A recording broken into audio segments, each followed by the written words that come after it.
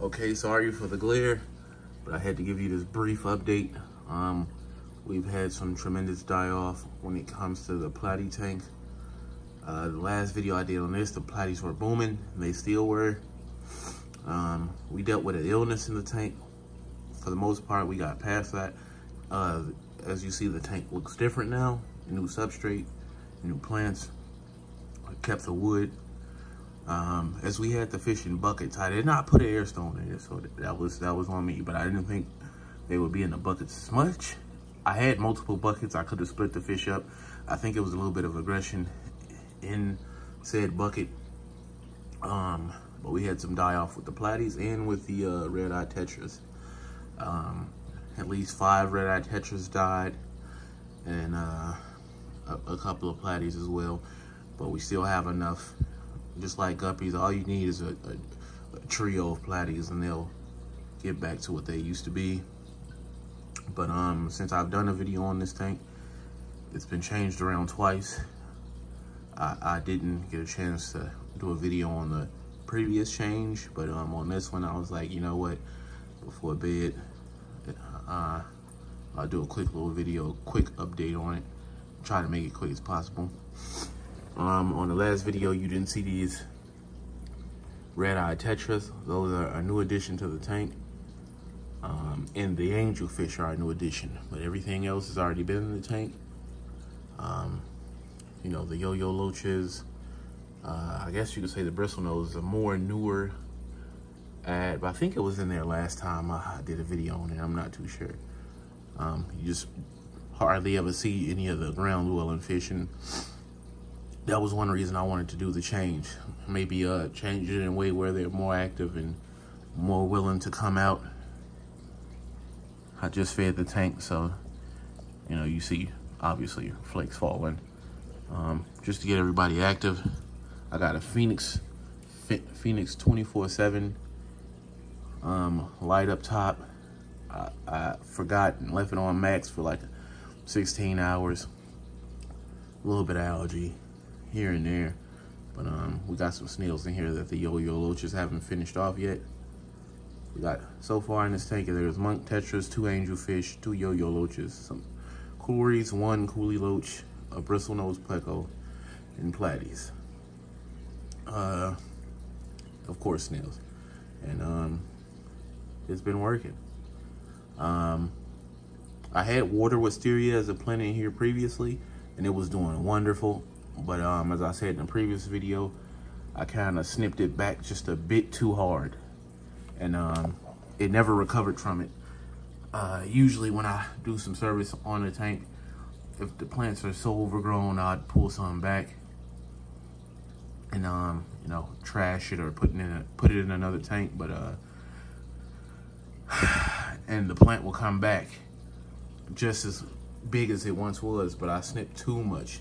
Maybe I took out like 95% of that plant. It was all over the top. The entire top was covered with it. I had a few of them in the ground. I snipped them almost to the bottom, and that was too hard of a snip. Learn from experiences. I just put these jungle valves in here. They're looking a little beat.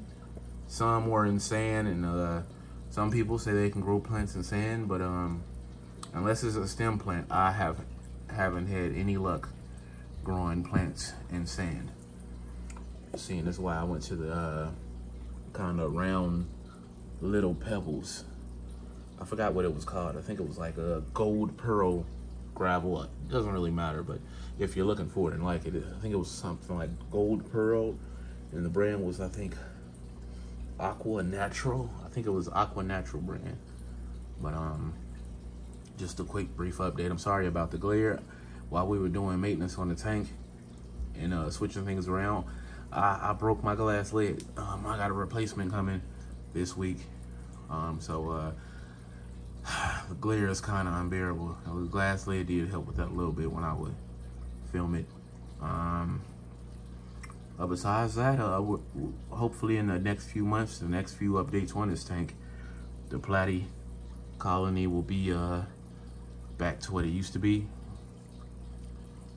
thriving. And we have enough. We just need to wait for these younger juvenile platies get big, and 2 of them to pop, and we're almost back to what we used to be. It was horrible for the colony to go. First, the sickness took a nice gut punch to the colony.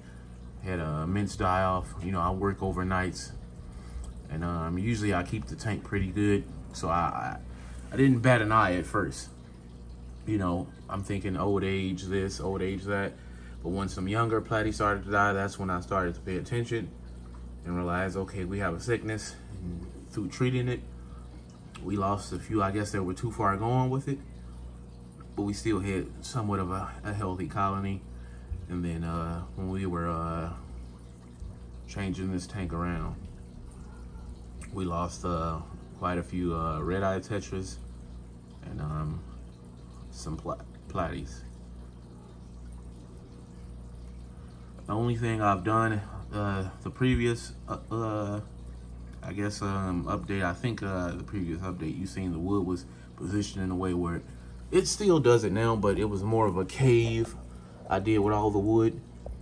But now, you know, I just made like a crevice separating this gravel from the aragonite. That'll, if my water ever did start to go soft, it would put some calcium and stabilize the pH, stuff like that.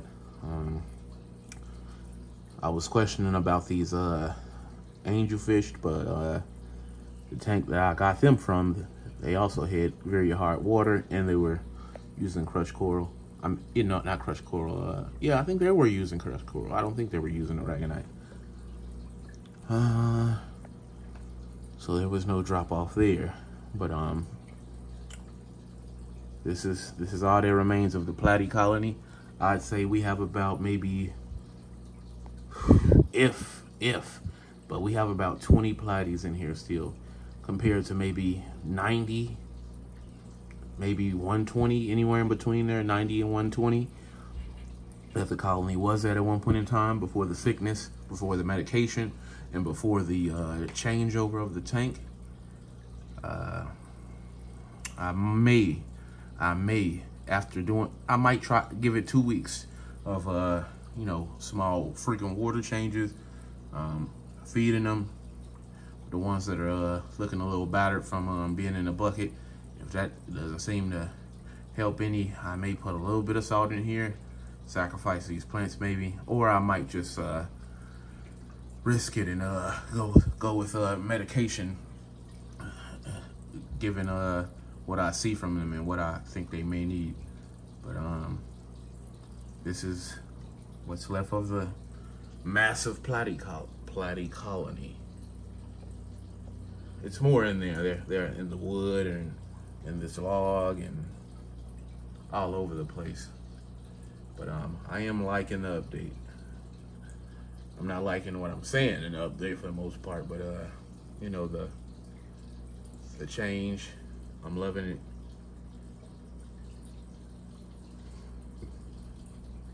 I think I might add 1 or 2 more angelfish. Let me know what you guys think of that. These guys don't seem to pick with each other at all. Again, they're not fully grown, so who knows? So that's the only reason why I'm questioning adding 2 more in here. I always did like angelfish, but I only would keep like 20s or 30s, 30 gallons where I was, so I never really gave them a chance.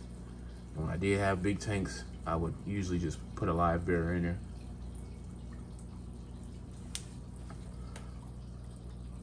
I don't know what update this is. I'll probably have to double check. Maybe like update 3 or 4, but maybe around 7 or 8, around that update. I'm guessing the platy colony will be in full recovery. And back to the numbers they once were at.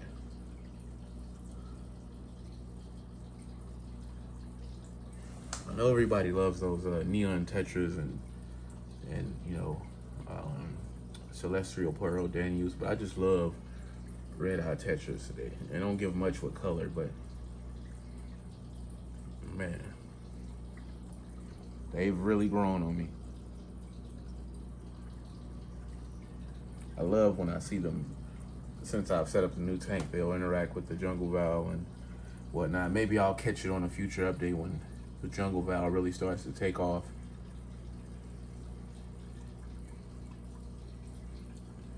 Give you like 30 seconds of the tank, and then we'll call this one short. Sorry again for the glare. Hopefully on the next update, the glass lid will be here, and that'll be a thing of the past.